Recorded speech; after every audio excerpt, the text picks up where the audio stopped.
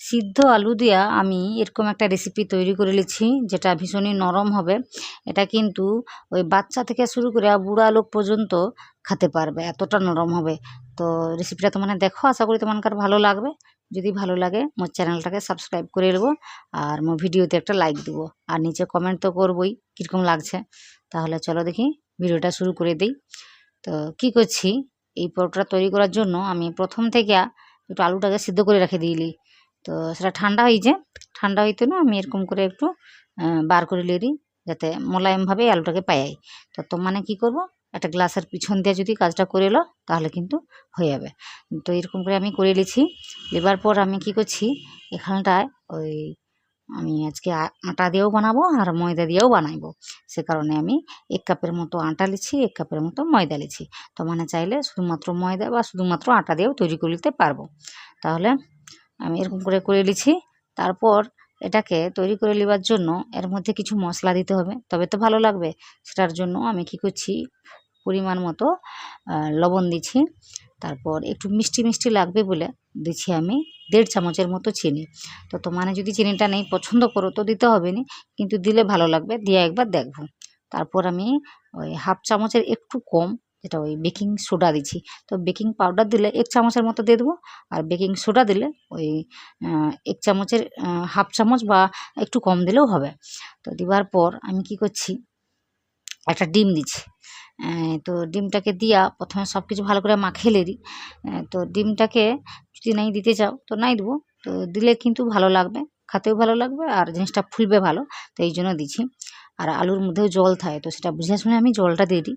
আর এখানটা কিন্তু ডোটাকে শক্ত করে মাখলে হবে নি, একটু নরম করে মাখতে হবে। তো আমি কীরকম কাজটা করি একটু দেখে লো। তো কতটা নরম করে মাখছি দেখো, হাতে কিন্তু লেগে রে একদম চ্যাটচ্যাটে হয়েছে। তো উপর থেকে কী করছি, একটু তেল দিয়ে দিচ্ছি। তেল দিয়ে মাখলে দেখবো আর হাতে লাগবে না। আর এটাকে একটু মাখিয়ে নিই, মাখিয়ে নিয়ে এটাকে আমি ঢাকা দিয়ে রেখে দেবো ওই ধরো 15 থেকে 20 মিনিটের জন্য। তো এটা কিন্তু রেখে দিলে ভালো করে আরও সেট হয়ে যাবে। তো 20 মিনিট পরে দেখো তোমাকে দেখারি কতটা নরম হয়েছে আর সেটও হয়েছে ভালো করে। তো এটা যতক্ষণ ধরে রাখবো তত ভালো কিন্তু কাজ করবে। তো আমি ওই 20 মিনিটের জন্য রেখে দিইলি। তারপর কি করছি, কয়েকটা লিচি তৈরি করে নিই। তো লিচিগুলা যাতে নাকি হাতে লাগে সেজন্য কি করবো, হাতে একটু তেল লাগিয়ে নেবো।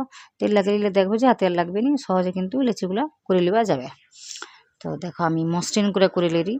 তো এরকম করে কিন্তু কাজটাকে করে নিতে হবে। তো আমি সমস্ত কটা লিচি কাটিলেই প্রথমে, তারপর তোমাকে দেখাবো কি করতে হবে।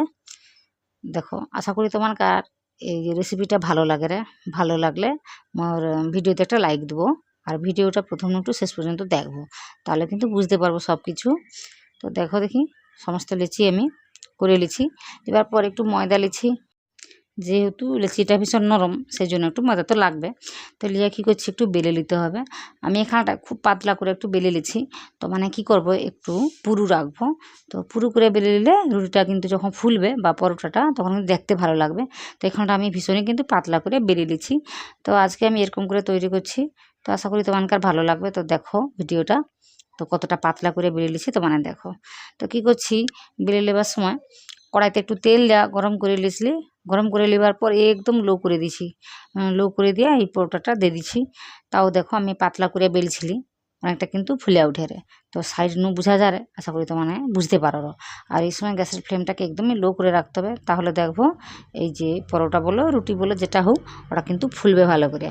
তো ভাজা হলে তোমাকে দেখাইবো। আর কালারটা দেখো কতটা সুন্দর আসছে। তো এরকম করে তেলটাকে ঝরে নিতে হবে, আর এগুলো কিন্তু তেল বেশি একটা টানেনি, তো ভয় পাওয়ার কিছু নেই। তো দেখো কত সুন্দর ফুলা ফুলা নরম নরম পরোটা তৈরি করে নিয়েছি।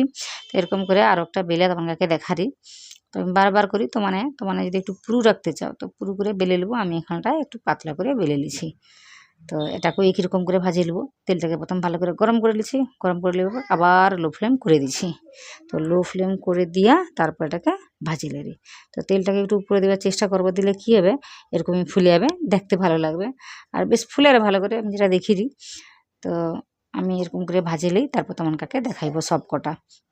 তো আশা করি এই যে রেসিপিটা তোমার ভালো লাগে রে। যদি ভালো লাগে মোর ভিডিওতে তো লাইক দেবই, আর নতুন যদি কেউ হয়ে থাও তো এই সময় তুমি তো তোমাকে করি আমি, তো মোর চ্যানেলটাকে সাবস্ক্রাইব করে লো। কেন আমি অনেক কষ্ট করে আর এই ভিডিওগুলো তৈরি করি। তাছাড়া আমার ভাষাটাকে দিয়ে কথা কই। তো আমার ভালো লাগে, কারণ ভাষাকে আমি ভীষণই ভালোবাসি, যে কারণে সাহস করে আমি এরকম কথা কইতে পারি। তো যদি ভালো লাগে সেটাও কমেন্টে জানাইবো যে ভাষাটাকে ভালো লাগে। তো এই ধরনের ভিডিও দেখতে চাইলে সেটা আমাকে কমেন্ট করে জানাইবো।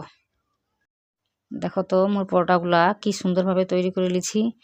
তো যদি ভালো লাগে ওই যে কইছি, মোর ভিডিওতে লাইক দেবো আর চ্যানেলটাকে সাবস্ক্রাইব করে নেবো আর নিচে কমেন্ট করে জানাইবো। আর কিছু না, ওইটুকু করলেই হবে। তো আশা করি আপনাদের ভালো লাগছে। যদি ভালো লাগে আমার ভিডিওতে লাইক দেবেন। নতুন কেউ হয়ে থাকলে অবশ্যই সাবস্ক্রাইব করে চ্যানেলটিকে আমার পাশে থাকবেন। আর কোনো রকম রান্নাবান্না দেখতে চাইলে সেটা কিন্তু কমেন্টে জানাবেন, তাহলে ওই রান্নাগুলো দেখিয়ে দেওয়া হবে। আর এই যে ভাষাটা, এটা কেমন লাগছে আপনাদের, এটা কিন্তু কমেন্টে জানাবেন। কারণ আমি আমার ভাষাকে ভীষণই ভালোবাসি, সেজন্য সাহস করে এভাবে কথা বলতে পারি আর ভিডিওটা বানাতে পারি। তো আপনারা যদি একশোজন কেউ বলেন যে ভালো লাগে, আমার ভীষণ ভালো লাগবে। তো প্রথম থেকে শেষ পর্যন্ত ভিডিওটি দেখে নেওয়ার জন্য আপনাদের সবাইকে অনেক অনেক অনেক ধন্যবাদ।